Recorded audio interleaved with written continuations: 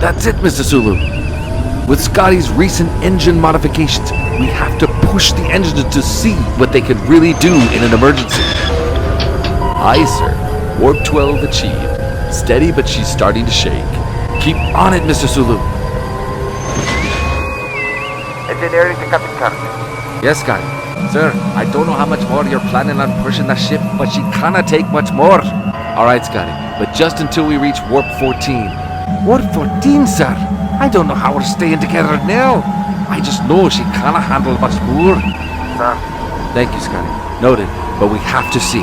Mr. Sulu, Warp 13. Aye, sir. Warp 13.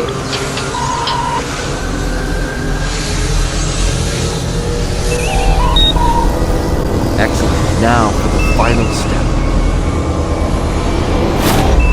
Captain, engines at 104% temperature and rising. Thank you, Mr. Chekov. Mr. Sulu, Warp 14. Aye, sir. Warp 14.